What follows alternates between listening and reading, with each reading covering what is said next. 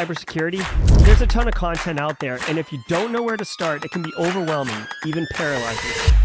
So let's fix that. Welcome to Simply Cyber, a community of tens of thousands of aspiring and active cybersecurity professionals focused on networking, knowledge sharing, and professional development. I'm Dr. Gerald, Auger, Chief Content Creator at Simply Cyber, inviting you to get the answers to your cybersecurity problems with hundreds of cybersecurity videos answering your frequently asked questions, interviewing industry experts, and live streaming daily cyber threat briefings hosted by me. Now get the stories and insights you won't find anywhere else. Hit subscribe now and dig into all the fresh content on the channel and in the community. Nothing should stop you from launching and leveling up your cybersecurity career today.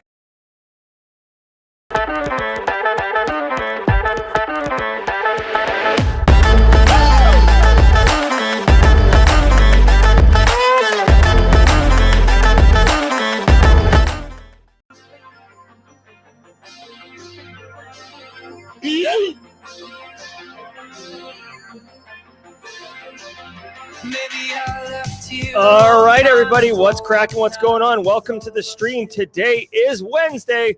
What day is it? What day is it? Hump Day. What's up, everybody? Welcome. It is December 6, 2023. Welcome to episode number 509 of Simply Cyber's Daily Cyber Threat Briefing. I am your host, Dr. Gerald Auger. And over the next 45 minutes, me, you, Q-Tip, Tom Bishop, Senfilus, Sebasad, Seabright, Kenyon Ezo, Leon Elliott, Alana, Nathan Peaster coming in hot with the new gig, Lazaro in the middle of interviews, Mr. Greenreed, Roberto, Billy DP, Damon, Philip Martin, the whole crew yeeting up in here. My man Marcus Kyler, folks over on LinkedIn, folks over on YouTube, and hopefully a ton of first-timers coming over from Advent of Cyber. You, and me, we're all going to be shredding the top cybersecurity news stories of the day, and I'll be giving my expert opinion and analysis on each of those stories, telling you what you can do with that information operationally to help drive cyber risk reduction for your business stakeholders. And if you are looking to break into the industry, don't think that there isn't a spot for you at the table. You're going to get massive value from the stream. A, we're going to be talking about the things that you need to know. B, you'll be asked in any job interview, how do you stay current? This is the answer. 3, you'll get exposed to threat actors, techniques, the kind of the ebb and flow of our industry. And 4, maybe most importantly, you see this streaming chat over here with Marcus Kyler, Carrie, Leon, Miss Julian, Sanju, Chris Cahall, Bjorn. This is the Simply Cyber community. Get in here. We make the circle wider as it needs to be for newcomers. The networking is chef's kiss good. Get in here, settle in. It's going to be a good show. Just as a reminder, I do not prepare, as outrageous and as silly as it sounds. I don't prep or research any of the stories. I literally don't even know what stories are coming up. You're getting my honest initial thoughts and feedback. I've been in the industry a very long time. I've done many of the jobs. I have thoughts and opinions on all of these. So it's going to be a good time. We got a good show for you. If you're coming over from Advent of Cyber, holla. Glad you enjoyed day 5. Hope you enjoy the daily cyber threat briefing. Now, before we get into it, let me give a shout out to the stream sponsors. Hi, Raniel Isaac, starting with my boy, Brandon Poole and his crew over at Panoptcy Security. Panoptcy, listen, y'all, get a partner who understands your cyber program and your business goals. If you're thinking left of boom, if you're responsible for building an InfoSec program, if you're trying to roll out tabletop exercises in a way that doesn't suck at your business, and by suck, I mean it's not effective. If you're looking for cyber risk reducing, effective, process improving tabletop exercises, look no further than panoptcy.com. Brandon and his team, they know exactly what to do and fold into your business in a way that makes sense. Basically, they're consultants. They come in, they help you, they leave, and you get all the benefit and value. Links in the description below, Panoptcy. Also, Antisyphon Training. Welcome, everybody, to Antisyphon Training, who is doing Snake Oil Summit today. It's just coincidence that it is today. So if you're not busy and you want to get some extra value from 11 a.m. to 4 p.m. today, you can see it right here, Snake Oil Summit. Don't sleep on this. Virtual security conference. Wicked dope. TJ Zimmer with the super squad memberships. We just become best friends. Yep. If you are Pepe Espinoza or Jordan Turney or Arturo Ovales or John Bruno, shout out and thanks to TJ Zimmer because he just hooked you up with a squad membership. Let's get the Oprah emotes flowing. Definitely take advantage of those squad memberships, and thank you, TJ, for the stream's support. Guys, Antisyphon training, what more is there to say? They're disrupting the industry by making cyber education super affordable and accessible to everybody. I love it. I love it. I love it. Go check them out. Links in the description below. Snake Oil Summit today is what you should focus on, but in the bigger picture, you can go to training, pay what you can training, and this is a list of all the trainings you can do for absolutely $0. So don't let money stop you from getting educated, skilling up, and crushing it in information security. All right, guys. Now, listen, before we get into it, if you are live here, like the 226 of you gorgeous people, each episode of the Daily Cyber Threat Briefing is worth half a CPE. What's up, Abdullah? Good to see you. All right, hey, you don't have to spam chat, though, Abdullah. Hey, just so you know, Abdullah, I'm pumped to see you, but if you spam chat, you will get put in timeout. All right, my friend? I don't want anyone in timeout. I want everybody to be in the game. All right, hey, so listen, if you are live right now or on replay, each episode of this Simply Cyber Daily Cyber Threat Briefing is worth 1/2 of a CPE. So if you have a cybersecurity certification, CPEs are something you need, half a CPE. Say what's up in chat. Take a screenshot, file it away. When it comes time to file your CPEs, do it in bulk, 30, 50, 60 CPEs. Just, there you go. Archive up your screenshots, push them over. If you're live and you're looking for something to say, yeah, Jonathan Lindsay, why not? I am absolutely qualified to lead a webinar, and that's what we're in right now. If you want, you can sign up and put your email address into a Zoom thing, and we could do it that way. But this qualifies as cybersecurity education. I'm not just up here screaming at my monitor. I am educating as well. So half a CPE. If you're live in chat, hashtag Team Live in chat. We've got 255. We should get up to about 450 today. That's what I'm expecting. So hashtag Team Live in chat. If you're watching on replay, welcome to the party. Hashtag Team Replay in chat. Love myself some replay people. And then finally, if it's your first time on the stream, by the way, shout out to Doom on the wallpaper.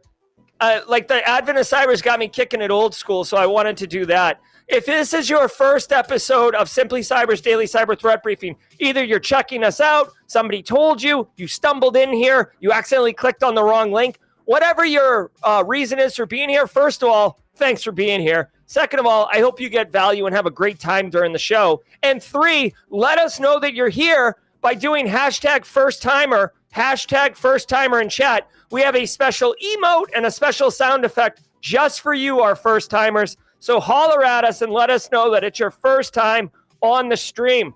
All right, guys, you picked a good day, first timers, because Wednesday is Worldwide Wednesday. Every single day of the week has a special segment, and Wednesdays is a wild one. We're going to go around the world and demonstrate how powerful and how impactful the Simply Cyber community is. I freaking love it. All right, so check it out. Before we get into it, Worldwide Wednesday is presented by IT Pro TV, now IT Pro from ACI Learning. The international, oh yeah, you can hear it. The international online training solution that professionals in audit, cybersecurity, and IT turn to for binge-worthy content. Use my code, SimplyCyber30 at checkout on IT Pro from ACI Learning and get 30% off your first month or your first year. Grab up those deals. Now check it out, y'all. Deep Dash, first timer. Welcome to the party, pal. All right, guys. Here we go. Welcome to the party, pal. Here's how we do it. You tell me where you are. I mark the calendar. 2 minutes is the timer, and we see if we can go around the world. Mods, get ready, because this turns into a hot mess express quickly. Here we go. 2 minutes on the clock. Go. I saw Bangalore, India. Kerry Broad on Texas. Lexington, Kentucky. What's up, Turkey? I see you. Bringing us online. Middle East. Colombia. Andres Molina bringing South America on early. What's up, Laura Flores in South Florida? Hey, Illinois. Good to see you. The UP represent Michigan in the college championship. Love it. Hey, Poland. Good to see you. Ghana's bringing Africa online.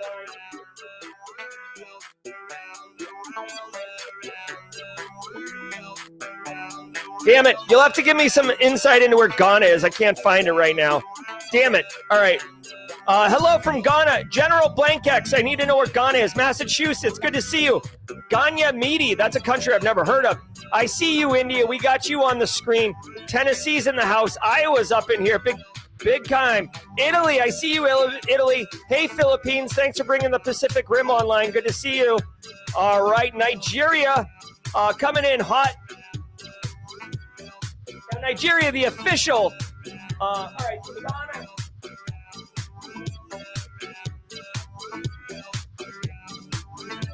Ghana's on the left side. We got Nigeria, West Africa.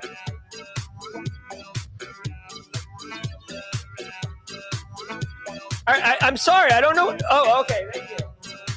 All right, we got Ghana. Nailed it. Thank you. Ethiopia. I got you, Ethiopia. We got mad African representation. Afghanistan. Yes, sir. Love it. Hey, Japan. Good to see you. Love what you guys are doing. Dallas, Ohio, Canada, bringing on the Maple Leaf country. Team Live in the house. Colombia, Belgium. Love your beers. Love your beers. All right, Belgium. Indiana's up in here. Nigeria. I got Nigeria. Robert Cooper, I see you. All right, everybody's helping me out. Germany's in the house, big financial powerhouse. Hungary, Canada. All right, guys. So really quickly, looks like we got, did we do this? Where's Australia? Bro, hold on. Do we have in Australia? Zimbabwe. I'm doing a little bit of cleanup here. Zimbabwe. We always got strong Africa. I want to say what's up to all the African members in chat. You guys always come correct. I got Ghana, like chat's just like mad at me because of that. Hungary, we got Hungary in the house. Strong Europe, strong North America. Andres, thank you for South America. South America is always the long pole in the tent. China's coming in hot. Very nice. We got strong Africa. It looks like Australia, New Zealand's not here. Do we have an Alex Goodwin? Do we have an internal stranger? Bangladesh is in the house. Do we have... Where's Nepal? Oh, Bangladesh. There we go. Do we have... No, Australia. All right. UK's bringing London in and a first-timer, Charlotte Gurry. Welcome to the party, pal. All right. I love it. Hey, guys. Looks like we did not get around the world. I'm not going to throw shade at Australia and New Zealand. It is the middle of the night there, but I'm also at the same time going to say, come on, man. You know? All right, guys. Hey, that was a lot of fun. Hope you enjoyed that. But now it's time to get to work, right? It's always a balance of work and play. Do me a favor, sit back, relax, get your coffee, get ready, and let's let the cool sounds of the hot news wash over all of us in an awesome wave. I'll see you at the mid-roll. From the CISO series, it's cybersecurity headlines. These are the cybersecurity headlines for Wednesday, December 6th, 2023. I'm Sean Kelly. Spyware trial implicating former Mexican president kicks off. On Monday, the far-reaching Pegasus spyware scandal in Mexico went to court. Prosecutors are expected to focus on how the spyware was used to surveil potentially thousands of victims across multiple Mexican presidential administrations. The key prosecution witness told the court Monday that former Mexican President Peña Nieto and his staff ordered the targeting of journalist Carmen Aristegui after she reported on alleged corruption within Nieto's administration. Aristegui will be the first witness in what is anticipated to be a months-long trial. A staffer at a subsidiary of Mexican Pegasus supplier KBH Business Group has already been arrested in connection with the monitoring and could face 16 years in prison. All right, so a lot to unpack here. From a day-to-day operations of information security, nothing here. This is bigger macro pictures. So Pegasus software, many of us know, this is probably the most like elite next level piece of spyware being a faction or, a niche of malware that's designed to be quiet, hide, kind of espionage, but it's basically to spy, as it's named, on individuals. Pegasus is, as far as I can tell, far and away the most advanced, polished, sophisticated, whatever you want to say it, piece of spyware. It's developed by NSO Group. Now, NSO Group, a lot of people when they hear this are like, how is this even legal? NSO Group says they only sell it to law enforcement and governments that have justification to show that they need it. But if I may point out one key fact. Straight cash, homie. That's right, Randy. Straight cash, homie. They're a for-profit company. They sell a tool that is like, $1 million an install. And guess what? Money talks. So this right here is an instance where there is a major court case going on in Mexico, which, I'm not an expert on Mexican politics, but they're with the cartels and the gangs and, different things. There has been corruption. There has been extortion. There has been racketeering going on in Mexico. So people in power tend to like to stay in power. It's not surprising that Pegasus, right? This is the problem with it. Pegasus has been under scrutiny for being used in ways that it's not designed, i.e., it's used to spy on investigative journalists like it is in this way. 504 getting a gateway timeout from Glum Hippo. Thanks, Glum Hippo. Did we just become best friends? Yep. Love it. So a couple things here. One, to me, this is a really interesting insight into perhaps, what's the word? Like not changes, but like a sweeping changes in Mexico that this would even go to court. I feel like 20 years ago, like anyone involved with this just disappears and that's the end of it. And business continues on. This is getting a lot of focus. Obviously, investigative journalists is one target. Also, adversaries, right? So like if I'm running for president of Mexico and Divine Dream Divine is running for president of Mexico, I want to get Pegasus on Divine Dream Divine's phone and on her campaign manager's phone and get as much information as I can to discredit, destroy, ruin her chances of becoming the president, right? So that's what's up with this. It will be interesting to see where this goes and what happens with it. The final thing I'll say is most of us don't have to worry about Pegasus because it is expensive. It's like, think of it as like $1 million bullet, right? Do you have to worry about getting shot if the bullets are $1 million a piece? Probably not. I mean, honestly, I'm like nobody. Nobody's going to spend $1 million to shoot me. But if you are like a high-ranking VIP or some type of executive at a business, perhaps you are worth that investment, right? So if you're helping protect or secure those type of people, be mindful of this. The damaging thing with Pegasus is that it's like you can't stop anyone from texting you, right? The way it gets on your phone is they send a specially crafted text message, and basically it starts the exploitation and initialization of pulling down malware. You don't really have the ability to stop an inbound text message. Apple has since recently released a way to harden your phone, but it's believed that that hardening kind of makes the phone less usable, which if you're thinking about who the key people are that would be targeted, executives, high-ranking political officials, they're the ones who are using Apple products, and they're the ones who are not going to want to be bothered with friction. I like it's my phone, and I like it the way I like to use it. So unfortunately, you've got kind of a conflict there between a targeted group and not wanting to secure their devices. So this is interesting. Continue to look on it. Also, really quickly, it's important to note there are real consequences. So you don't buy it directly from NSO Group. You buy it from a VAR, which is a vendor ad reseller, which basically doesn't add any value. They just mark it up 8% and sell it to you. But the company that sold Pegasus to Mexico, they're screwed. And like the people in charge are doing 16 years in jail, I think it said. So that's kind of wild. I don't know if the United States did this to the German chancellor, but there's been multiple instances. Other instances I know of for a fact. In the Catalina region in Spain, there was a Spanish president or something who put it on the Catalina candidate and not the Catalina wine mixer. So please, Prestige Worldwide, pump the brakes. We're not ready for that. Did we just become best friends? Yep. But the Catalina faction in Spain, I know that got installed. So there are case studies out there of Pegasus getting put on people's devices. Also, fun fact, in case you're wondering, Apple can tell Apple, the company, can tell when a phone has been infected with Pegasus. And in some instances, it was reported in the news like maybe a month ago, Apple had reached out to certain individuals to advise them that their phone was demonstrating that it had been compromised by Pegasus. So, there is that. It's not completely invisible. Federal agency breached through ColdFusion vulnerability. Oh my God, On Tuesday, the Cybersecurity and Infrastructure Security Agency confirmed that an unnamed federal agency was compromised by hackers in June and July using a vulnerability in Adobe's rapid web application development tool, ColdFusion. The agency was running outdated ColdFusion software, and CISA had ordered all federal agencies to patch it by April 5th. CISA's log analysis shows that hackers inserted malware mainly for reconnaissance purposes. However, the hackers did also attempt to exfiltrate data, but were unsuccessful because the activity was detected and quarantined. Oh my God. Like, hey, call out the shade. What, did these guys update from Microsoft front page to ColdFusion?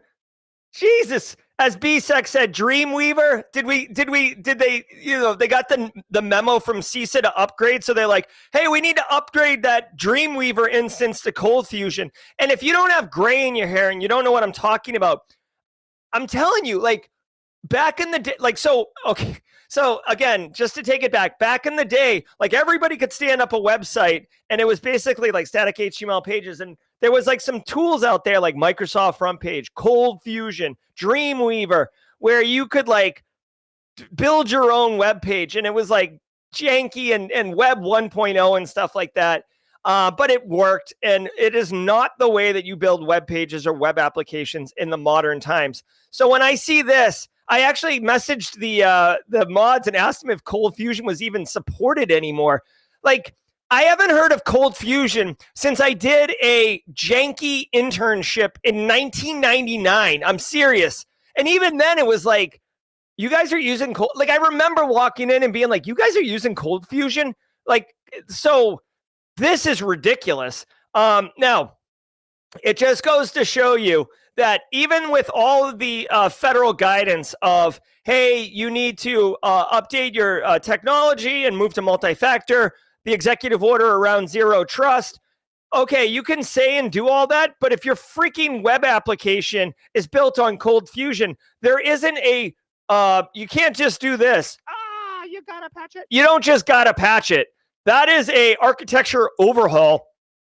And I bet you anything, which is ridiculous, this is somehow tied to a critical application. So I don't know what agency, they didn't disclose the agency.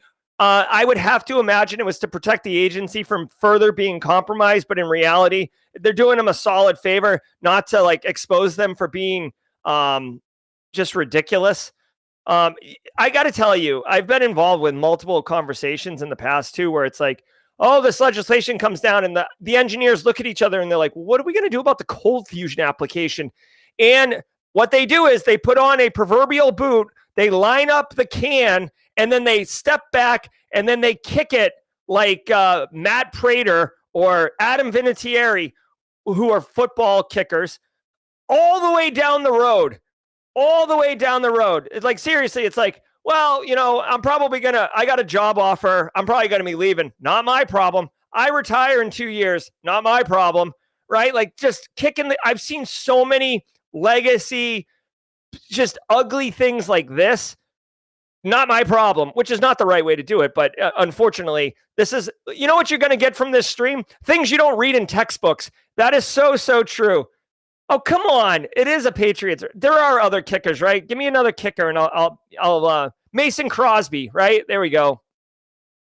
All right. TLDR. If you're running ColdFusion for whatever reason in your business, if you're running ColdFusion, threat actors are actively exploiting CVE 2023-26360 for installing, it sounds like, initial exploitation and dropping info stealers for reconnaissance. It doesn't sound like it's worse than that.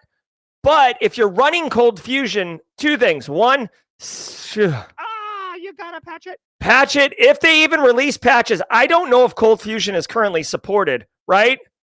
Second of all, if it's not supported, you need to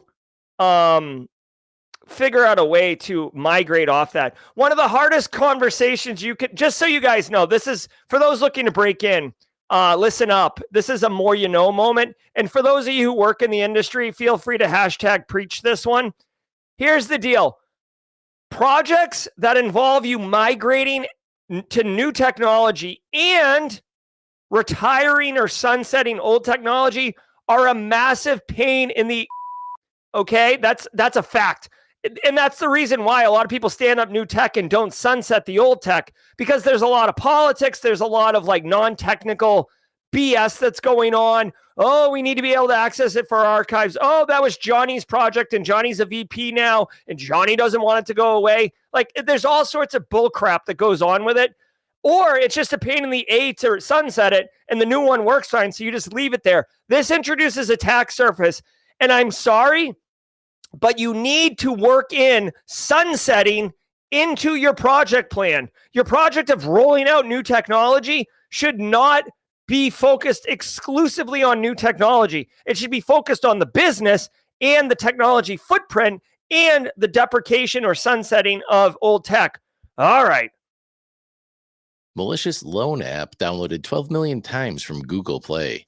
18 malicious personal loan apps named SpyLoan have been downloaded more than 12 million times this year from Google Play. SpyLoan steals info, including account and device info, call logs, installed apps, calendar events, local Wi-Fi network details, contacts, location data, and text messages. ESET researchers said the app requests excessive device permissions to spy on users and harass and blackmail them and their contacts. Google has removed 17 of the malicious apps, while one is now available with a different set of permissions and functionality.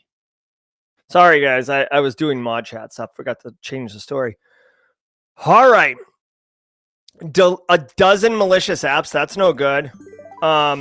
Jess Bishop in here for 22 months. Red tape BS in the federal government can hinder progress sometimes 100%. Second of all, Jess Bishop, 22 months. Jess Bishop, everybody, let me introduce you to Jess Bishop. Jess Bishop is amazing. She's a SOC analyst. She's a longtime Simply Cyber community member, and she's just a wonderful person. So hello, Jess Bishop.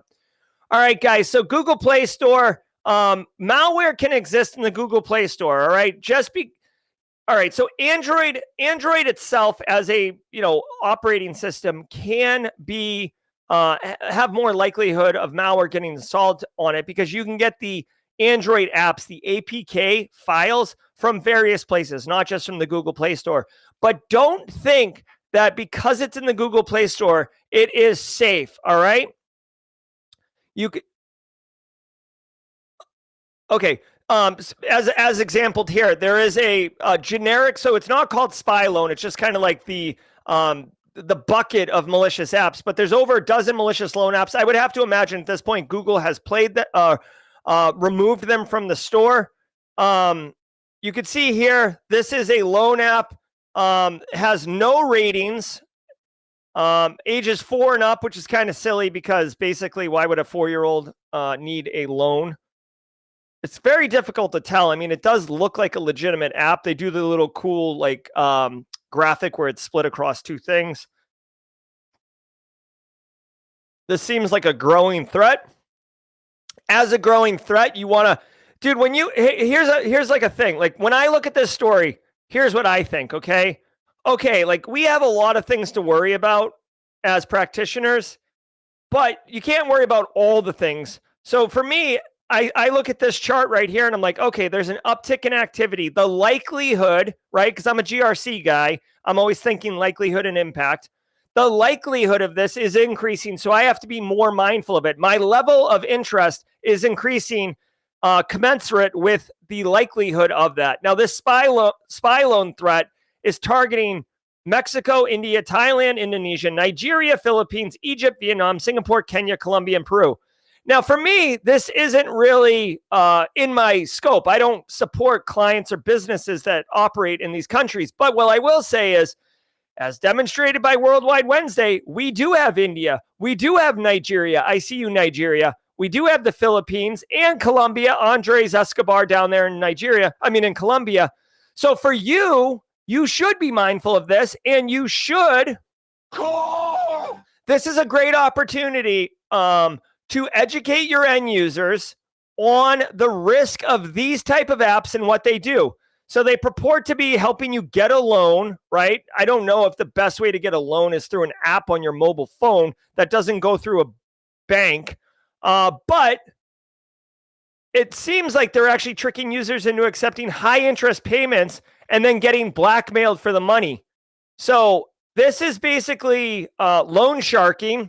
If we could throw an old term onto a new technique, this is loan sharking.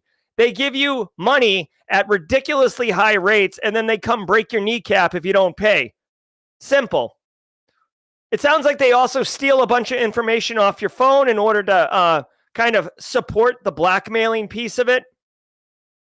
We get into a little bit of detail on what it steals. All right, so I'm looking at this right now. This is the source code, but the function itself. By the way, I'm sorry I'm all over the place, but here's a thing you can do too. APK files, Android executables, or whatever you want to call them, apps. You can easily take an APK, throw it into Android Studio, and disassemble it, decompile it, and interpret it and see what the source code is. And that's what they've done here. So don't be shy if you're looking to do, quote unquote malware analysis. This application does the following. It gets all of your call records.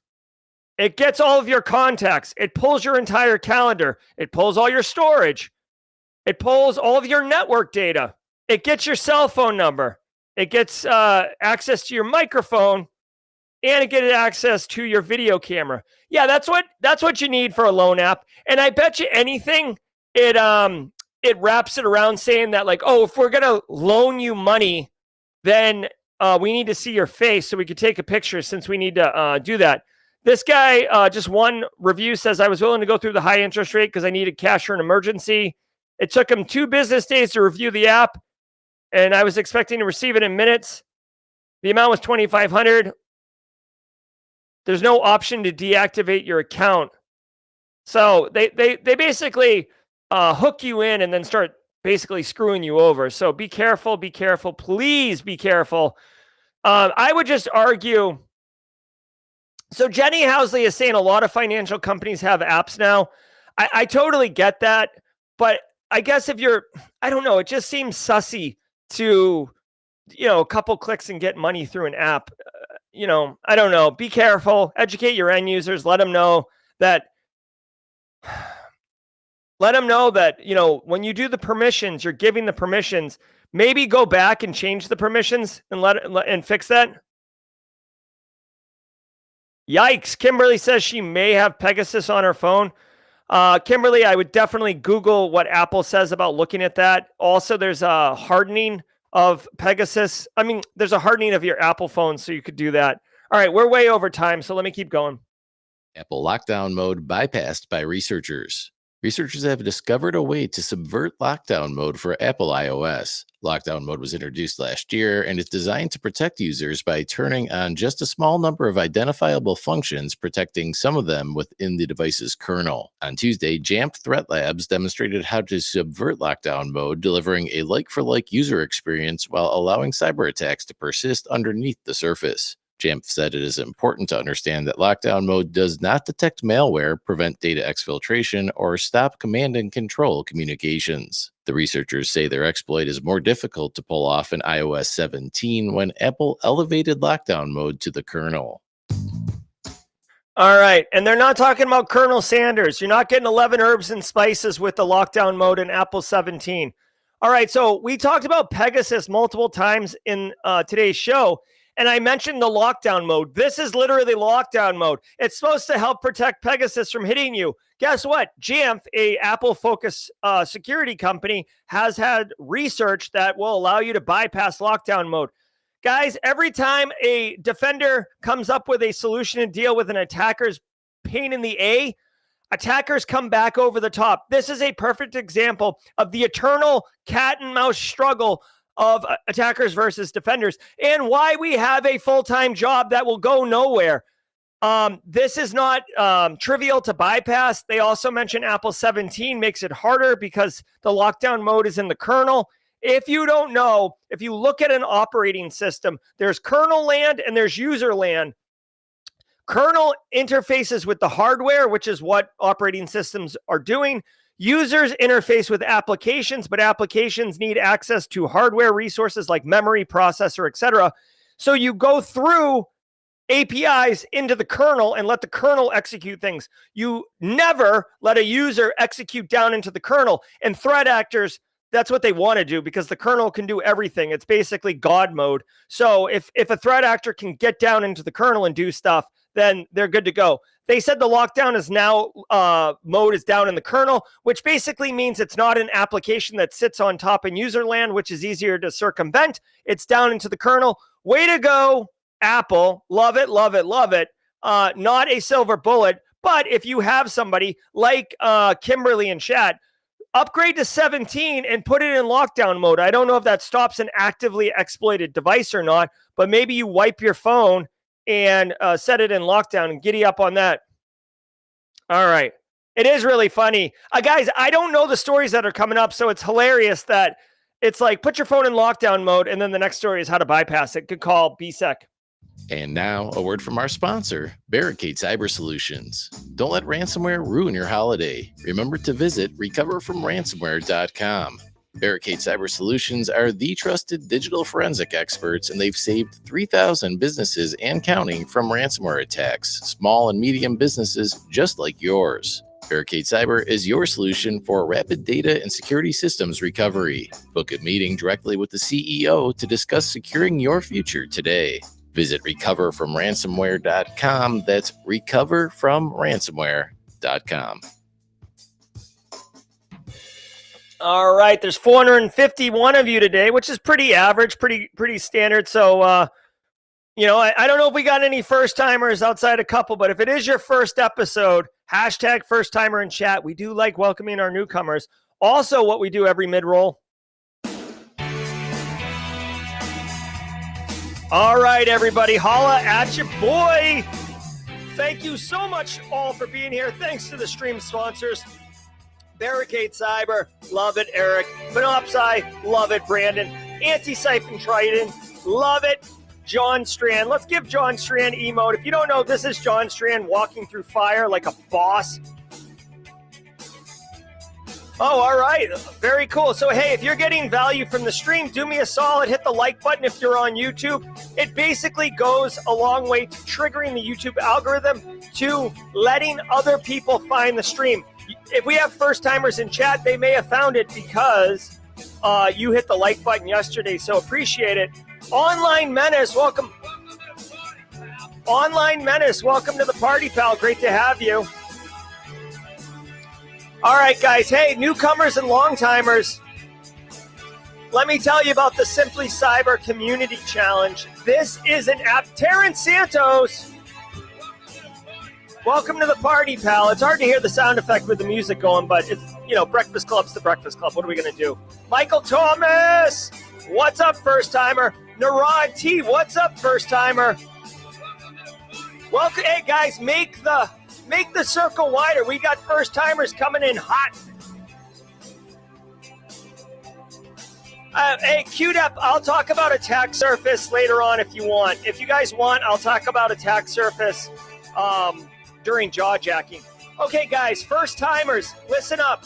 Long-timers, echo this. If you want to supercharge your professional network, if you've heard me flip out about how important networking is, believe me, it's incredibly valuable. This is a hack that we have implemented that is absolutely effective. Go on LinkedIn and search for this hashtag, Simply Cyber Community Challenge. Every single day, one person in the community gets the baton and they go post their story. Yesterday was Carrie Chison. Today is going to be Divine Dream Divine. Carrie's already on top of it and already tagged somebody. Go on and look, use this hashtag and look for the post, okay? Connect with the person who posted, comment on their post, connect with the people in comments. You're going to add like 10 connections right there. But because you commented, the next person's going to come in and connect with you. So passively, you're going to build your network. 5 minutes a day, for 2 weeks. I guarantee you, grow your network by hundreds, right? Now, what are you going to do with 100 plus people in your network? They are going to be posting on LinkedIn valuable, supportive, interesting cybersecurity content, resources, labs, training, opportunities. You're going to see it all. You're going to engage. They're going to see all your posts. They're going to engage. You're going to be part of the community. It's going to be all yours, and it's going to be freaking awesome. Believe me when I tell you, this is valuable. If you don't want to do it, that's on you. But if you do want to do it, actually, if you don't want to do it, you do you, boo. A lot of people like the you do you, boo on my Advent of Cyber video, but trust me, this is totally worth your time, all right? Now, we already did Worldwide Wednesday, so we don't have a mid-roll thing. But, yeah, so good timers, first timers, giddy up on that. Since we have a hot minute, let me just show you. I'm going to go on LinkedIn, right? I'm going to search for hashtag Simply Cyber Community Challenge really quickly. I want to show you how easy this is. Simply Cyber Community Challenge. I'm clicking on posts at the top. Right? Sort by latest. All right? And check it out. Jonathan White, Thomas Marquette. Look, Thomas Marquette right here. He posted the other day his Simply Cyber Community Challenge post. Look at this. Boom. Here is Thomas Marquette's story. It's amazing.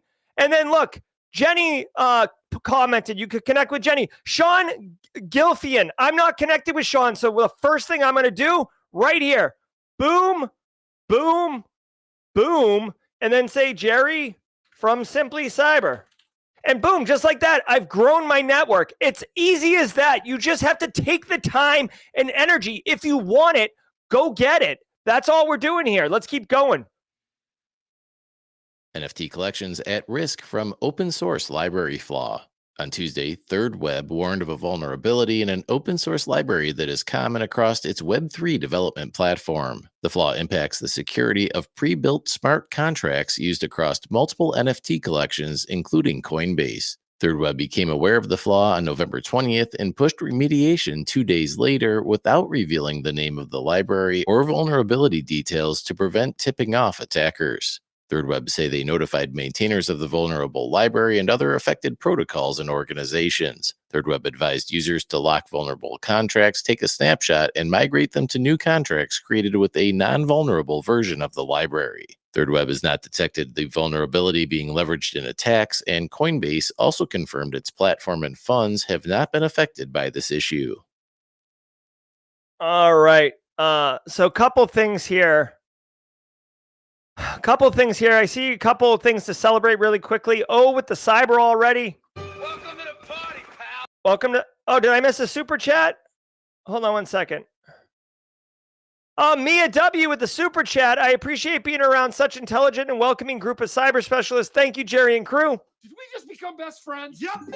Thank you, Mia, so much for the super chat. And chat, thank you for letting me know that I missed that. I genuinely appreciate that. And I appreciate the support, Mia. Very kind to have you here on the regular in chat.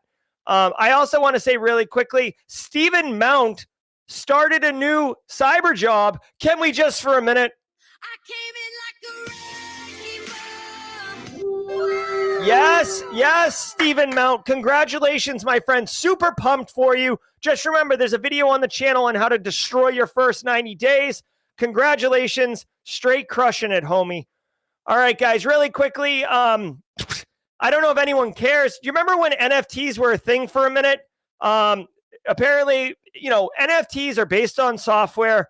Software is written by humans. Humans make mistakes, i.e., if you follow the logic, NFT collection software will have mistakes. Coinbase has NFT collections. Coinbase has said they're fine.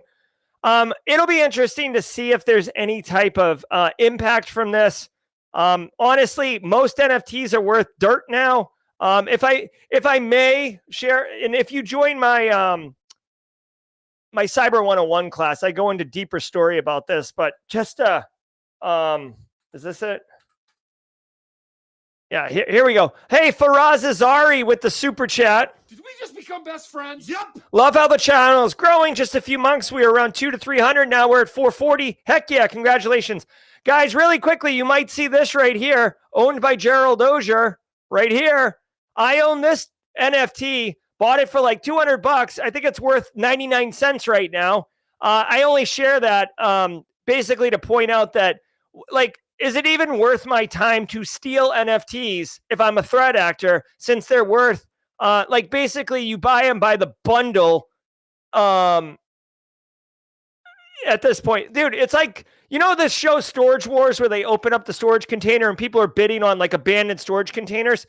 There's like a milk crate of NFTs right in the front, and like the Storage Wars people are like looking past it. They're like, they got a bag of clothes. They got a milk crate of NFTs. They got some Matchbox cars. Ooh, there's some comic books in the back.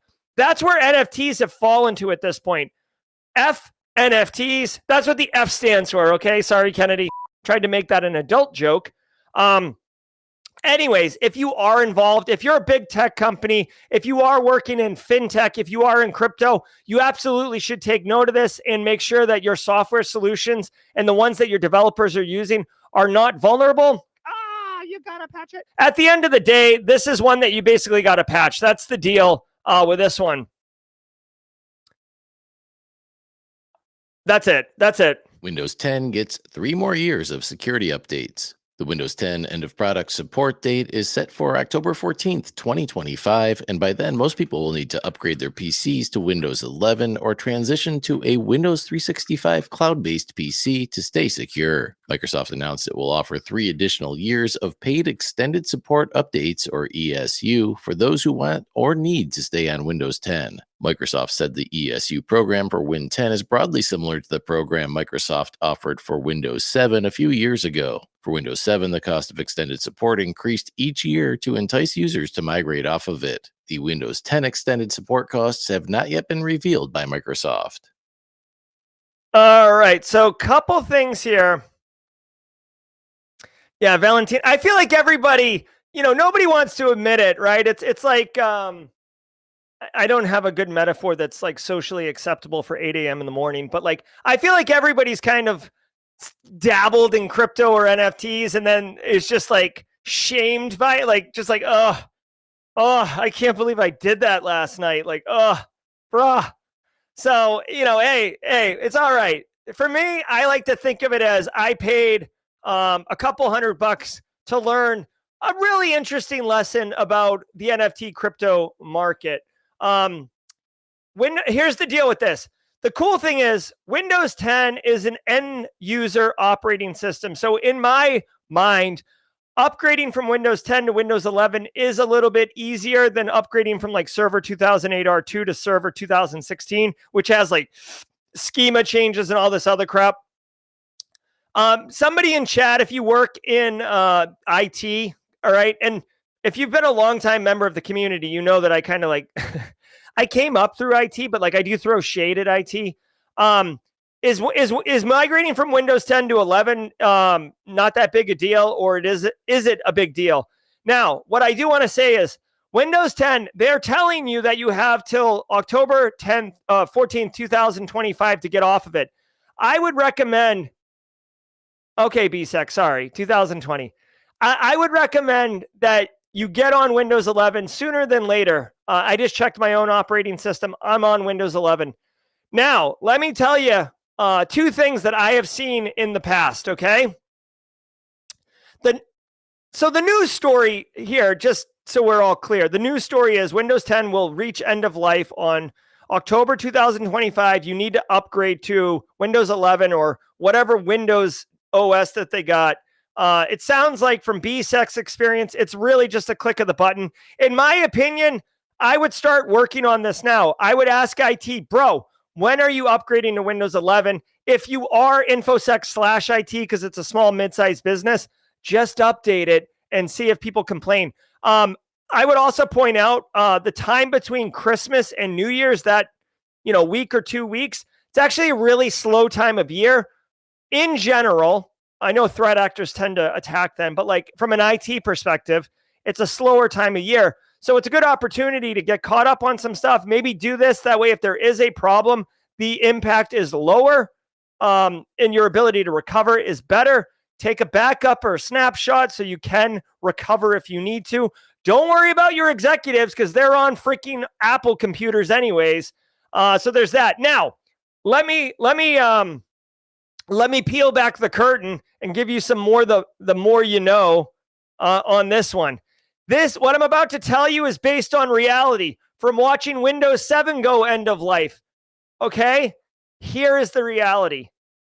When there's a pop-up that says you should upgrade, and there's a button that you can click that says cancel or not right now, or I'll do it later, or remind me later, or F you, whatever it is, end users will click that. Why? Because end users are interested in getting their work done today. End users are not interested in a 45-minute update, which will impact their business, like their day-to-day job. End users don't care about upgrading from Windows 10 to 11. They don't know the difference, right? They're like, whatever, I don't have time for this.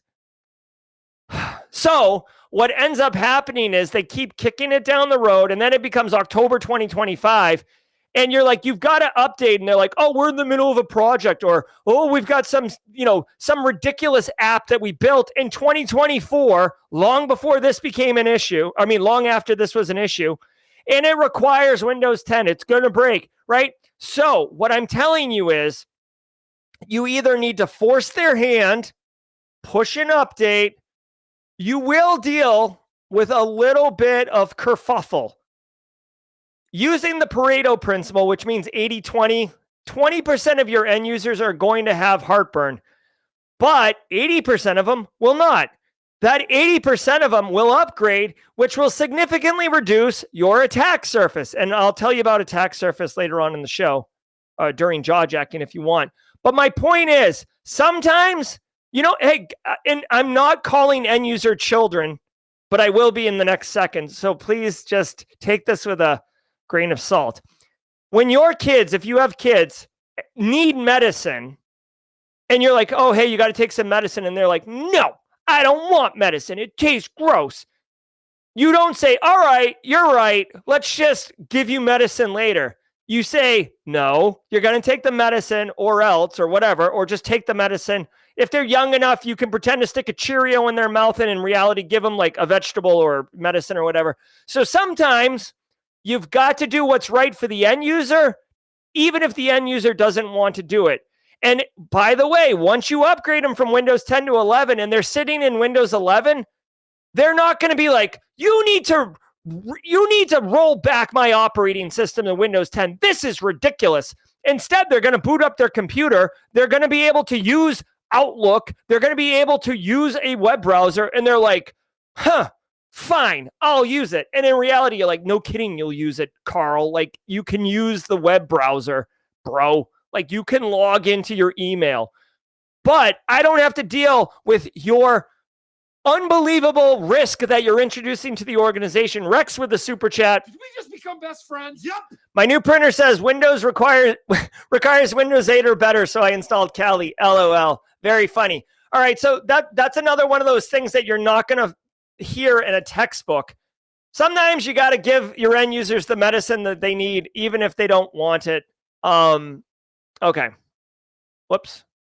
Canadian government agencies have access to phone hacking tools. Documents obtained by the CBC reveal that 13 Canadian government agencies have access to tools capable of extracting personal data from phones or computers. While it's not surprising that law enforcement and national security agencies made the list, some others are sure to raise questions. For example, Fisheries and Oceans Canada, Environment and Climate Change Canada, Canadian Radio and Telecommunications Commission, and Shared Services Canada made the list of users. Additionally, those departments' use of the tools did not undergo privacy impact assessments as required by federal government directive. Some agencies offered vague regulatory justification for their use of the phone cracking technology, while others indicated it was used for internal investigations only. One agency indicated it's planning to perform the requisite privacy impact assessment, while others say they aren't required to because using the technology was backed by a court order or warrant.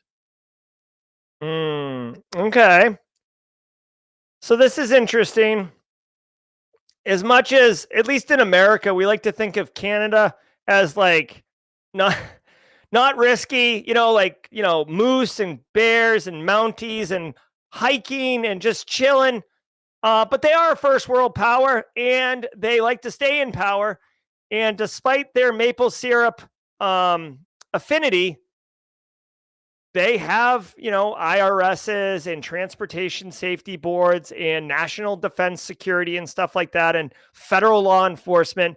And they have access to phone cracking tools like Cellbrite, right? So they have access to get your phone if you're a criminal and break into it. Now, like everything else that I would point out, a lot of times the road to hell is paved in good intentions. When you have a capability that allows an individual or a group of individuals to break into a phone, for example, it may be for righteous motives, but it's all in the motivation of the individual. Allow me to quickly jump back to this story about Pegasus spyware. Pegasus spyware was built very similar for the same reasons as these tools right here. We're seeing in Mexico a federal national news story of a president using it to spy on investigative journalists, exposing corruption in the highest levels of the Mexican government. Okay, so this is step 1, and this is like step 7. So this is where it can go, and honestly, this is where it typically goes, and this is why authoritarian states, are difficult to upset, and so it is funny that basically the Department of Fisheries and Oceans is got Cellbrite Kraken technology. From what I've seen, if you read, oh my God, Tracers in the Dark by Seth Greenberg. Here, I'll bring it up on stream. Andy Greenberg, not Seth Greenberg. I'm sorry, Andy Greenberg. Excellent reporter. This book is amazing. Strong recommendation if you get a chance to read it. But he basically talks about how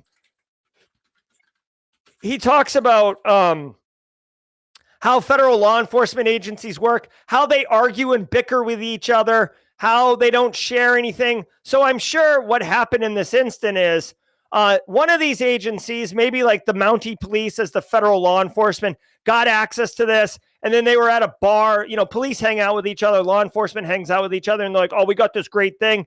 And then, basically the freaking dam opened up. And trust me, Cellbrite is getting paid out for access to this technology. So they want to sell it to everybody. So I'm sure they're making money hand over fist. And all these guys are sharing, or all these people are sharing information. It doesn't make it right. They said it was a federal law enforcement, a court that said it was okay. Lazaro will do the update in just 1 second. The TLDR here is if you work in Canada or if you're a citizen of Canada, you would be interested in this. This is squarely a privacy-related issue, less of a cybersecurity issue, but privacy and cyber do overlap if you did not know. All right, really quickly, Lazaro, whose progress we've been tracking as he's been about to get a job. Did we just become best friends? Yep. Thanks, Lazaro, with the super chat. Update, I got my feedback. My interview with the director went well. Congratulations. I'm being moved to the final rounds. Tomorrow panel with 3 cyber engineers and Friday meeting with the CISO to wrap up everything. Let's go. All right. Hey, Lazaro, nobody asked, but if I could just say the cyber engineer interviews is probably going to be a blend of technical acumen and cultural fit. And the deal with the CISO, if I had to guess, the CISO wants to talk to you simply because you're going to report to them and be part of their team, and they just want to get a sniff of you. The CISO interview will probably not be high stress, not that you shouldn't prepare and be ready for it, but super excited. It sounds very promising. Let's go. We've got a lot of community members crushing it, but Lazaro, we've been paying hyper attention to. Let's keep going. U.S. federal agencies miss incident response deadlines. A new report published Monday by the U.S. Government Accountability Office, or GAO, found that just 3 U.S. federal agencies have reached the advanced level, or Tier 3, for cyber event logging. According to 2021 Executive Order 14028, all 23 U.S. federal agencies were required to reach event logging Tier 3 by August 2023. However, 20 agencies have failed to meet the requirement, and 17 have not gone beyond the Tier 0 level. The GAO report said until more progress is made by the agencies, the federal government's ability to fully detect, investigate, and remediate cyber threats will be constrained. The report identified key challenges as lack of staff, technical challenges, and limited cyber threat intel sharing. All right. Really quickly, I've been asked, why is Doom on the TV? My advent of cyber day 5 was very retro, very old school. We got into DOS, Windows 3.11. A lot of people were talking about it. I was feeling nostalgic. I was responding to people in comments. So I wanted to throw an old school video game up that people might recognize. All right, let's get into this. U.S. federal agencies missed deadline. Catch me outside. How about that? Get ready for this. I'm joking here, but take a screenshot. Here is my surprise face. This should be no surprise to anyone. It's absolutely unacceptable and absurd. But when this executive order came out, Jack Scott and I did a live stream where we talked about the reality of this. So here's the deal. 2021 comes out and says, hey, you've got to get your logging tighter. You've got to integrate your audits and logs into SIMs. You've got to get IR better. Like, think of the NIST cybersecurity framework. The detection part, the response part, those need to be improved, okay? And it's an executive order. You will do it. A lot of banging on the desk, okay? Now, we've reached the deadline. 2 years later, by the way, 2 years later, which to me is ample time. A lot of these executive orders say within 90 days, you'll do whatever. 90 days is ridiculous. But 2 years later, and 20 of the 23 agencies are not compliant. And oh, by the way, I think they said 18 of the 20 that aren't compliant are at Tier 0, which basically means they did nothing. And they're saying, oh, we don't have the money. We don't have the people. We don't have the resources. Okay. With 90 days to do something, yes, U.S. federal budgets are locked in. You can't really do much. 2 years, you had at least one budget cycle, if not 2 budget cycles, to get this done. Tier 0 means horrible, nothing. What are you doing? And here's the part that really pisses me. Sorry, Kennedy. Here's the part that really grinds my gears, okay? Where is the accountability? Where they didn't comply with the executive order. Imagine, if you will, your boss came in 2021 and said, hey, Justin Gold, I need you to do this. You have 2 years to do it, and it's important to me. And 2 years later, you show up and you're like, we did nothing. What else you got for me? There's no freaking repercussions. What is the here's my thing, and I'm going to be straight with you. What is the motivation for the agencies to prioritize doing this if there's no repercussions for not doing it? Yeah, your boss told you to do it, but suck it. Who cares? We got a new president coming in later. I'm not in trouble. I don't lose my job. I don't get demoted. I don't lose money. I don't do anything. Why would I comply? Because it's cool? Because I want to be a good doobie? Because I want to get a gold star? There needs to be accountability, man. It just pisses me off because it's like, yes, we do need to improve overall information security. Incident response is huge. Detection is huge. In 2023, you can't put enough protection mechanisms in place. It's not cybersecurity, it's cyber resiliency. And in order to be resilient, you need to continue business operations while you're actively being exploited or actively compromised. How do you know you're compromised? You need to have detection mechanisms in place. And if you're not even, I'm not even talking about EDR and agents reporting in. I'm talking about logging. You don't even have visibility into your freaking environment as to what the hell's going on. You're like literally, all right, you're literally in the captain's, if you've ever been on a boat, there's like the little booth where the captain sits with the glass. You're in that captain's booth, and the window to your right, the window to your left, the window behind you are all blacked out. The window in front of you is blacked out, except like a circle like this big, which is looking straight. That's you driving your boat. Does that sound like a good idea? Hell no, because if something's coming from the right, something's coming up on your rear, you've got people boarding you, Somalia pirates, you can't see crap because you've got this little pinhole looking forward. But don't worry, we're driving the boat forward. We're continuing business operations. We're heading towards those priority goals. You need visibility. That's step one. I'll tell you this for a fact. If you get actively compromised and you call in an incident response company like Barricade Cyber, Mandiant, I don't care who, the first thing they're going to ask you is, what are you doing for logging? Like, that's literally the first question. What are you doing for logging? And if you're like, we're doing nothing, they will immediately deploy logging. It's that important to know what the hell is going on in your environment that it's step one. 18 of 20 agencies, tier 0. This is ridiculous. Way to go, United States. Oh, America, first world. Like, you can't even do the basics. And I get there's budgets and all these other things, but we seem to have enough money to do a lot of different federal projects. I'm just saying, agencies needed to prioritize this. I suspect that they didn't prioritize it because there was no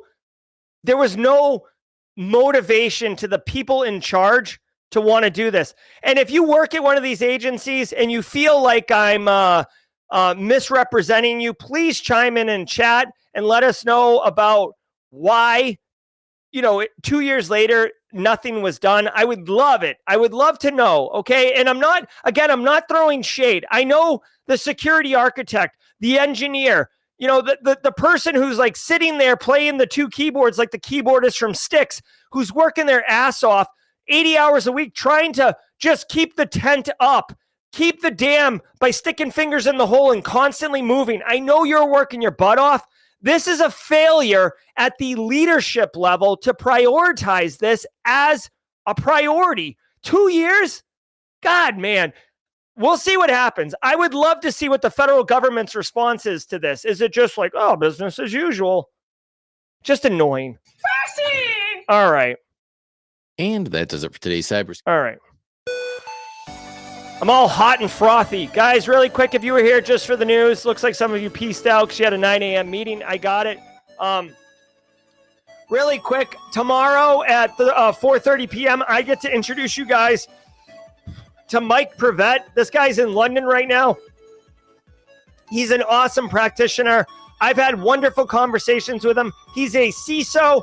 He knows his crap, and he runs the Return on Security cybersecurity newsletter, which is phenomenal. And it's really one thing I really like about Mike that I can't wait to show you is that he has a really interesting angle at looking at cybersecurity from the financial perspective. Because guess what? Cash rules everything around me. Marcus Kyler, we don't get to use the cream emote very often, but let's use that right now. Cash rules everything around me. And Mike Prevet is definitely going to bring some knowledge on that. So come join us tomorrow at 4:30. Subscribe to the YouTube Simply Cyber channel. You'll be made aware when this goes live. If you were here just for the news, thank you all so very much. Definitely go check out Advent of Cyber Day 5. Would love to have you guys. Check it out. I'm going to switch over to jaw jacking. Be good. Until next time, stay secure. If you want to hang out and jaw jack, please do that. I'll be back in a second.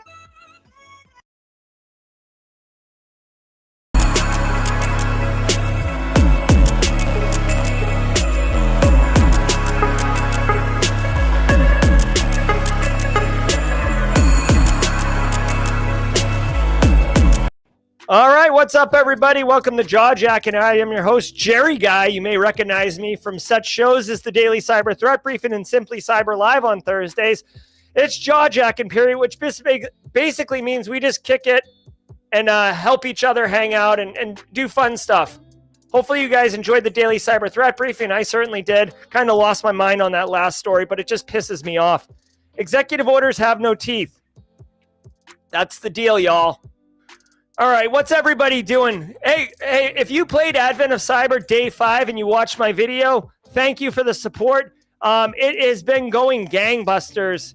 It's my #1 video on the channel right now. So thank you.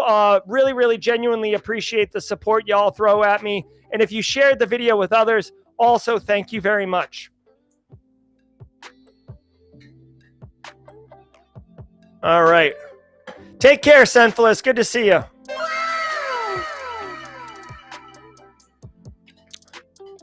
Valentino wants a hot and frothy emote. Apparently the jalapeno one's not hitting the right temperature. All right. Did I have something for jaw jacking? Chris Young, you're always remembering. Chris Young's always remembering something that I say. I want to talk about a jaw jacking, and I always forget. Guys, if you don't know, I basically live in the moment. So good. Oh, hey, yeah, AOC's been fun. Laura Flores, thank you so much for the kind comment about being the best one so far. I want to remind everybody that Haircut Fish, aka Dan Reardon, is doing videos for Advent of Cyber, and our very own BSEC is doing Advent of Cyber. If either of you guys want to drop links in chat so the community can find you, I would love it. Oh, thank you. Yes. Threat surface. It's actually attack surface. But okay, so the concept of attack surface. Let's talk about that for a second. I do want to point out really quickly, because it does completely line up into this. If you're interested, I released a course for free called the Exposure Management course, Continuous Threat Exposure Management course. It's free. It's 5 modules. It's awesome. There's a link. Go check it out. I talk about attack surface quite deep in here. Here's the deal, okay? All right. When you're protecting a business, right, from cybersecurity, you have to think about how is a criminal or advanced persistent threat actor, like how is somebody going to compromise your security? How are they going to hit you? How are they going to attack you? They could do it remotely by coming in over the internet, or they could physically come to your place, right? So how do they do that? Well, they could scan your external network surface and find assets and potentially compromise that. Jamie Fleck, my man Jamie, love Jamie. Jamie and I went to high school together, wrestled together. Great to have you in the community, and congratulations and thanks for the 7 months, Jamie. We're going to have to explore the hot and frothy. If there's any digital graphic designers in chat who want to try their hand at a hot and frothy emote, I'm happy to trade the emote out, swap it out. Tina Teeny, I'll talk about ShmooCon in a minute. Okay, be good, Jenny. Okay, so guys, attack surface. If I'm going to scan your network, right, because you have an external network surface or you're a web app and that's all you have, that's one angle. Then there's your staff, right? Like I can Google or go on LinkedIn and find out where you work and who works there, what positions they have, what your email's domain name and email address schema is. I can attack your end users. I can go on Google Maps, Google Earth, and find where your facilities are. And I can go to the facility and pretend to be a UPS driver and socially engineer my way in. I could throw USB drives in the parking lot. Okay, there's a bunch of different attack vectors. Okay, so hopefully, like, take that as axiomatic. Those are the attack vectors. This is what we have to think of when we are defending our business. Okay, like, where are the attack vectors? Now, all of those attack vectors are not created equal, all right? So if I scan your external network range and I find Citrix NetScaler running a vulnerable to Citrix Bleed version, that is not good. I can exploit that fairly easy. If I scan your network attack surface and I find, a bunch of assets, as a threat actor, I'm going to take all that information in my recon phase of my cyber kill chain. Then in the cyber kill chain, let me pull up the cyber kill chain. I'm getting to the attack surface part. It's just, I have to explain this for you guys to fully, for some of you to fully appreciate. And it's not to say that any of you aren't smart or anything. It's just, I need to preface this. Okay. This is the cyber kill chain. Recon is step one. You go all the way down to action non-objective, which is like ransomware deployment, recon, or info stealing, whatever. Recon's number one. Number two is weaponization. This is choosing what to do to attack. So if I'm going to scan your network surface and find you're vulnerable to Citrix bleed, then I'm going to choose a Citrix bleed exploit in my weaponization, and step three is delivering it. Hitting exploit on Metasploit or launching my attack, whatever. Okay? So that's a simple Citrix bleed attack surface thing. Now, what is attack surface? Because the attackers can do that recon, you as a defender can do the same recon. You should be doing this recon. You should use something like Shodan Monitor to keep an active look at your attacks or your external network. And typically when we say attack surface, we're talking about our internet facing digital assets. Okay. It's not always the parking lot USB drives, but that does fall in there. So your attack surface is what your internet facing presence is and how vulnerable it is. Misconfigured devices, publicly facing databases, not good. Over permission, over authorization of user accounts, default credentials, etc. Vulnerable technologies, these kind of three buckets need to be accounted for because that is your attack surface. It's the surface that a threat actor can see and potentially exploit. So what do you do with attack surface? One, going back to the Windows 10, Windows 11, or it wasn't Windows 10. Was it Windows 10, Windows 11? It was, hold on, No, going back to this story, if you were here for the Daily Cyber Threat Briefing, ColdFusion, okay? Just because you have a ColdFusion web app facing the internet doesn't mean that's part of your attack surface. A defender should know that this is in the attack surface and should be like, holy crap, we don't use this website anymore. We need to decommission it. We need to sunset this. We need to turn it off.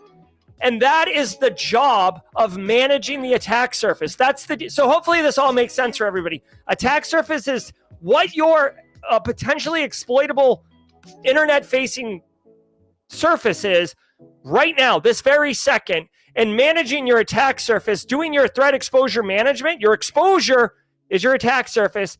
It is either shutting off systems, properly configuring systems. You shouldn't have a dev or backup or test system facing the internet. And if you do, it should only be for the time you're testing, not like full time.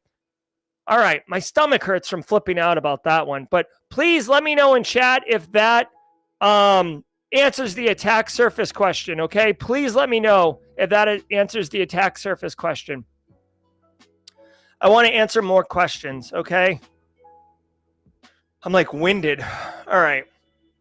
Tony Jack's doing an intro to cyber type of brief to some high school students. Very cool, Tony Jack. I was going to do some quick hacking examples and as an attention getter. Any examples or suggestions? Yes.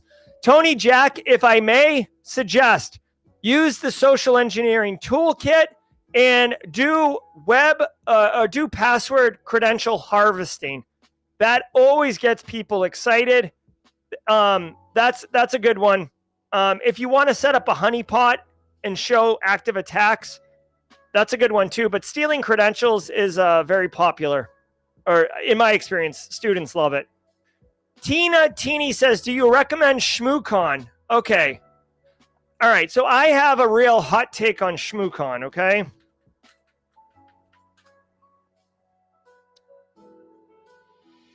Here we go. Let me bring up ShmooCon. This is ShmooCon. ShmooCon is a cybersecurity event that happens in Washington, D.C. in January, typically. Okay? Here is the deal. One, and if you didn't know this, this is kind of like not really public, but One, ShmooCon is intentionally on the East Coast, DC, and two, it's intentionally in January. The reason ShmooCon does this is because it's supposed to complement DEF CON. DEF CON is on the West Coast-ish. It's in Vegas. And it's in July. So ShmooCon is making it accessible to people who can't go to DEF CON.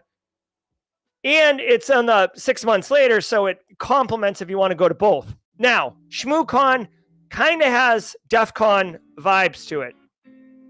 Two things about ShmooCon. I don't go to ShmooCon. I went in January 2012.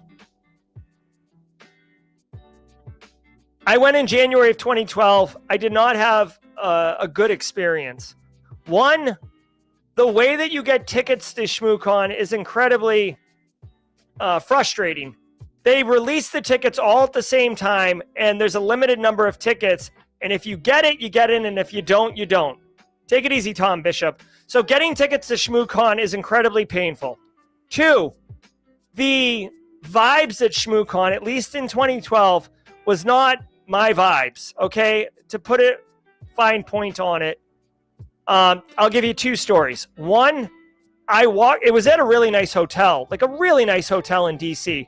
I walk in at 9:30 a.m. In the lobby of the hotel is this like beautiful couch, okay? Again, fancy hotel, whatever. There's three individuals that are clearly conference attendees passing around a handle of vodka. It's like 9:30 in the morning. There's three individuals passing around a handle of vodka in the lobby of this nice hotel. Now, I don't care about them drinking at 9:30 a.m. You do you, boo. If you want to do it, go for it. Get hammered, get blacked out. If you're not bothering me, I don't care. If you're not driving, I don't care. Do you. But when I go to a security conference, yeah, I have some beers and I have some laughs and stuff, but it's all in the evening during the social period, right? Like, my point is, again, I'm not judging these people, but my point is, if you're going to this conference and you're hoping to professionally develop, connect with others, learn, do labs, talk about new products, whatever. If you're there for work or professional development, how are you going to get any of that done if you're blacked out at 10 a.m.? Again, not everybody was hammered, but my point is that's kind of the vibe. Secondly, I attended a talk. There was a senator who was asked to come speak. I sit in the conference, the speaking engagement. The senator starts talking. The senator gets maybe 5-10 minutes into the talk, and attendees start standing up and screaming liar at the senator. The senator kind of continues talking, and they continue to scream obscenities at the senator. The senator stops talking and says, "Why are you doing that? Like, I'm here to present." And they're like, "You're a liar. F you," like swearing.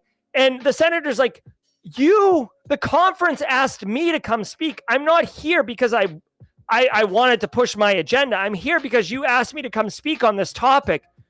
And it was just really unprofessional and a hot mess on fire. I can't even remember if the senator finished.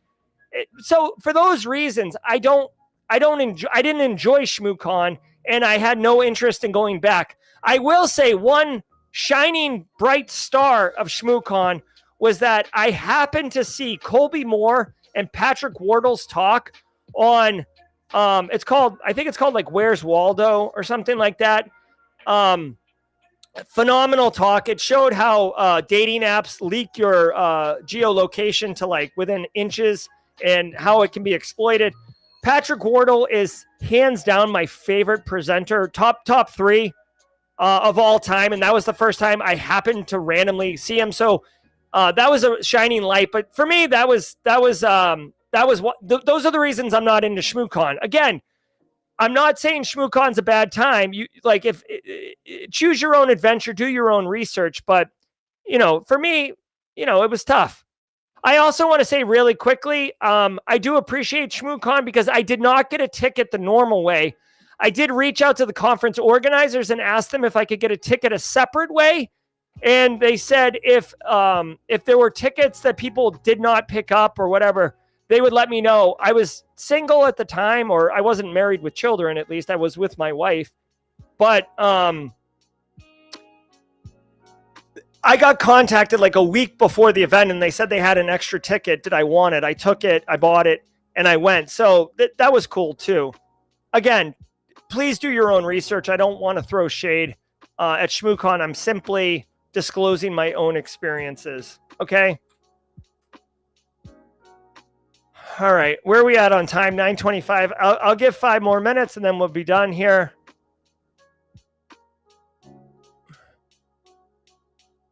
Rex joking around saying that they had a high school when I was younger. LOL.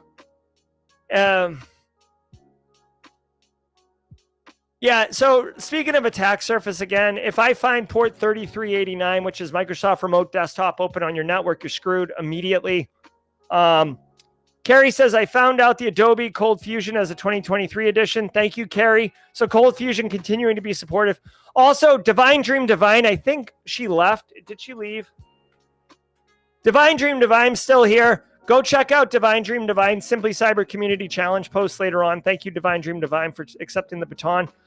Lazaro asks, anything I should focus on to prepare for the panel interview with the engineers? Will be part of the IR team for the org. Thank you.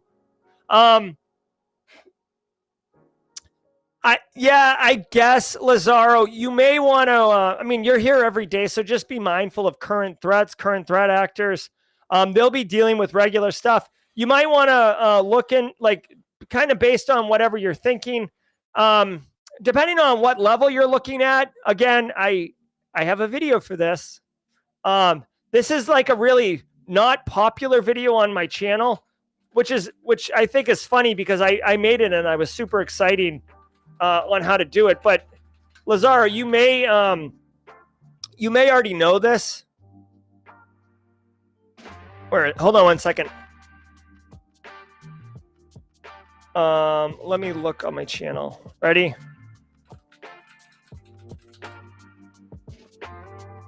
So right here, I have a, so for like my own work through. So like, I support smaller businesses. So I typically have to do the incident response stuff too.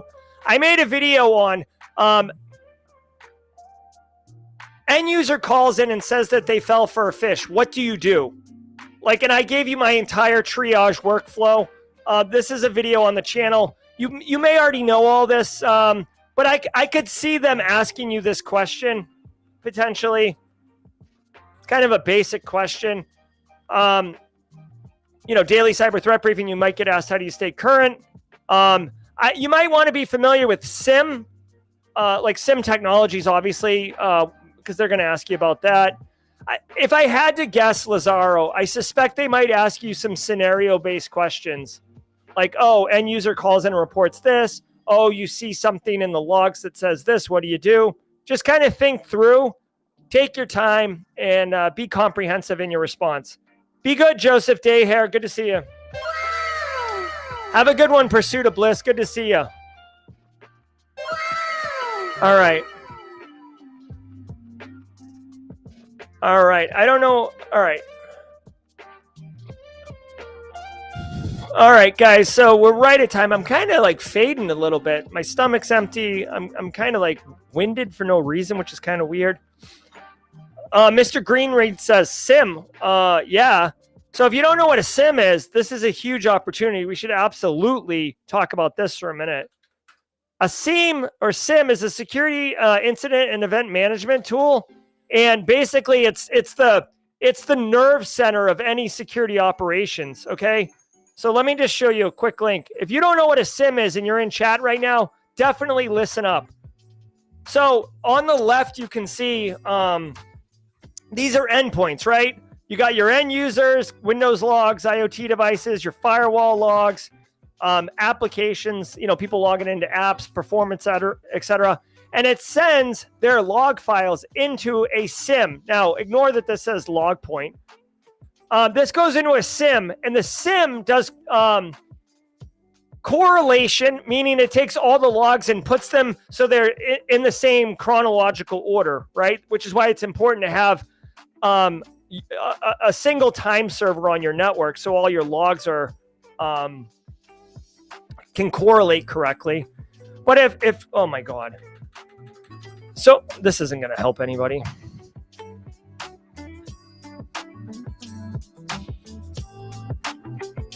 I'm trying to find here.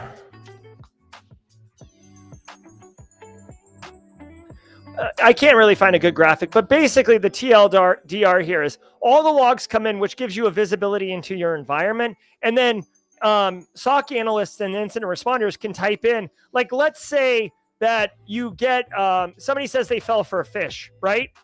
Well, you could say, okay, like, what's the fish? The fish is this. So you could go into the SIM and say they clicked on the fish, right? Just as an example. And the fish reached out to a server on the internet by IP address or domain name. Okay, you could look in your SIM for that IP address and see if any other users in your environment reached out to that one. Because now you'll be able to basically identify the exposure. How bad is this? And then quarantine all of the endpoints that have fallen for it. Let's say that you pull down a malware sample. Well, you're going to see in the logs what the name of the file was, the malware that came down. Now you could search in your, really you'd look in your EDR, but you could look in your SIM if you've got it configured right to see if that malware is showing up anywhere else, right? And then basically it gives you visibility. And this is why I lost my mind earlier on logging, because if you don't have logging, you don't have crap going into your SIM and you're basically blind. All right, let me know if that answered your question. All right, hey, so really quickly, if you don't know, Chris Young brought this up. If you don't know, Chris Young and another individual, and I'm forgetting the name, so I apologize. But if you're interested, on the Simply Cyber Discord server, so if you do !Discord in chat, you'll get a link to it. But on the Discord server, we have the GRC Analyst Masterclass. So if you've taken the GRC Analyst Masterclass, right? If you've taken the GRC Analyst Masterclass, then you know exactly what's going on. Well, Chris Young and another individual have started GRC Study Hall. And it's kind of like Slay Security that Jesse Johnson's doing. Basically, and Chris, please let us know the time and date. I don't know it off the top of my head. But this is a working meeting, a session to talk about GRC, to talk about content in the GRC Analyst Masterclass. And it's basically like a study group. So if you're interested in networking, learning more about GRC, getting more out of the class, come to the study hall and definitely take advantage of that. I do want to appreciate Chris Young and the other people who are making that happen. All right, guys, I got to boogie out of here. I want to thank all of you. Really quick, Shuttle Crab, final question, then I got to go. 7:30 Eastern time tonight, okay? And Jesse Johnson loves it, of course. Love it, Jesse.